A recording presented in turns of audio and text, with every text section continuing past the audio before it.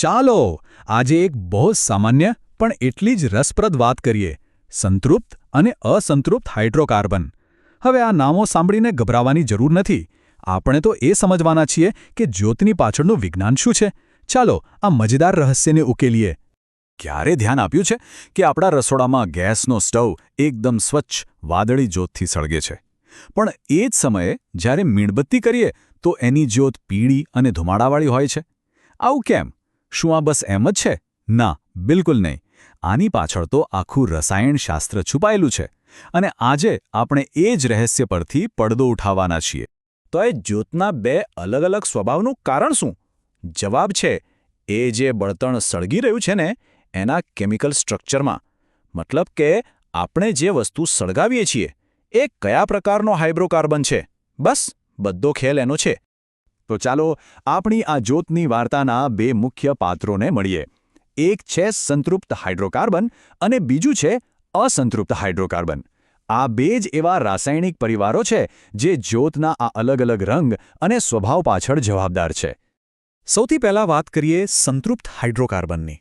જુઓ, આ એવા સંયોજનો છે જેમાં કાર્બનના પરમાણુઓ એકબીજા સાથે ફક્ત એક જ બંધથી એટલે કે સિંગલ બોન્ડથી જોડાયેલા હોય છે. આ બંધો છે ને એ બહુ જ મજબૂત અને સ્થિર હોય છે, અને એટલે જ એમ કહી શકાય કે એમનો સ્વભાવ એકદમ શાંત હોય છે. આનું સૌથી જાણીતું ઉદાહરણ કયું? મિથેન. હા, એ જ મિથેન જે કુદરતી ગેસનો મુખ્ય ભાગ છે.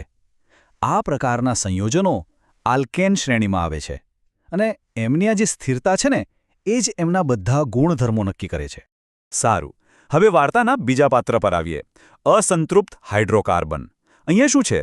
અહીં કાર્બન પરમાણુઓ વચ્ચે કાં તો ડબલ બોન્ડ હોય છે કાં તો ટ્રિપલ બોન્ડ, અને આ જે વધારાના બોન્ડ છે ને એ જ આખી રમત બદલી નાખે છે. આને લીધે તેઓ ઓછા સ્થિર અને વધુ રિએક્ટિવ એટલે કે વધુ ક્રિયાશીલ બની જાય છે. આનું એક સિમ્પલ ઉદાહરણ છે ઇથીન. એ આલ્કીન શ્રેણીમાંથી આવે છે. બસ આ ડબલ કે ટ્રિપલ બોન્ડની હાજરી જ એમને પેલા સંતૃપ્ત હાઇડ્રોકાર્બન કરતાં એકદમ અલગ બનાવે છે. તો આ બધાનો મતલબ શું થયો? સીધી વાત છે, બધો ફેર છે બોન્ડના પ્રકારનો. સિંગલ બોન્ડ છે કે પછી ડબલ કે ટ્રિપલ બોન્ડ, બસ આ એક જ નાનકડો ફેર એમની ક્રિયાશીલતા અને સળગવાની રીતમાં જમીન આસમાનનો તફાવત લાવી દે છે. ચાલો આ તફાવતને જરા વધુ વિગતવાર જોઈએ. આ ટેબલ પર એક નજર નાખો. અહીં બધું સ્પષ્ટ છે. સંતૃપ્ત હાઇડ્રોકાર્બન ઓછા ક્રિયાશીલ, અસંતૃપ્ત હાઇડ્રોકાર્બન વધુ ક્રિયાશીલ. પણ હવે આવે છે સૌથી અગત્યનો મુદ્દો, દહન એટલે કે સળગવાની પ્રક્રિયા. ધ્યાનથી જુઓ, સંતૃપ્ત પદાર્થો સ્વચ્છ વાદળી જ્યોત આપે છે, અને અસંતૃપ્ત પીળી ધુમાડાવાળી જ્યોત. મળી ગયો આપણા શરૂઆતના સવાલનો જવાબ? તો આખી વાતનો નિચોડ આ જ છે કે અસંતૃપ્ત હાઇડ્રોકાર્બન વધુ ક્રિયાશીલ છે, અને આ જ વધારે પડતી ક્રિયાશીલતાને કારણે જ્યારે એ સળગે છે ત્યારે દહન પૂરેપૂરું થતું નથી. પરિણામ પેલી પીળી જ્યોત અને ધુમાડો. પણ આ બધી વાતો શું ખાલી કેમિસ્ટ્રીની લેબ માટે જ છે?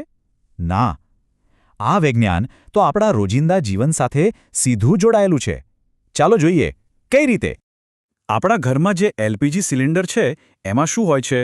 સંતૃપ્ત હાઇડ્રોકાર્બન. એટલે જ તો એ સ્વચ્છ ઊર્જા આપે છે, વાદળી જ્યોતથી સળગે છે. હવે બીજી બાજુ જુઓ, આપણે જે વનસ્પતિ તેલ ખાઈએ છીએ એમાં હોય છે અસંતૃપ્ત ફેટ્સ, જે આપણા સ્વાસ્થ્ય માટે સારા છે. અને હવે તો એ પણ ખબર પડી ગઈ કે ખાલી જ્યોતનો રંગ જોઈને પણ આપણે આ બંને વચ્ચેનો ફરક જાણી શકીએ છીએ. તો આખી વાતનું તારણ શું નીકળ્યું? એકદમ સીધું અને સરળ.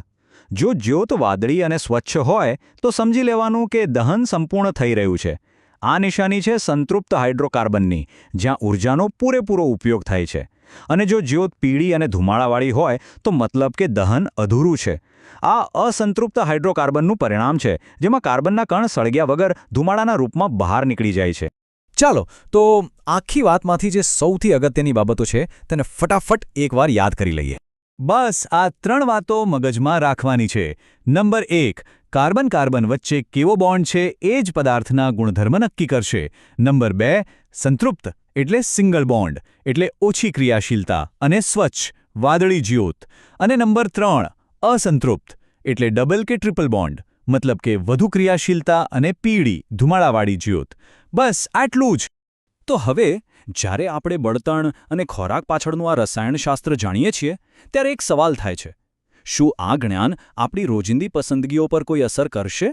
પછી એ સ્વચ્છ ઊર્જાનો સ્ત્રોત પસંદ કરવાની વાત હોય કે પછી સ્વાસ્થ્ય માટે સારું તેલ પસંદ કરવાની, આ નાનકડી જાણકારી પણ આપણને વધુ સારા નિર્ણયો લેવામાં મદદ કરી શકે છે, ખરું ને?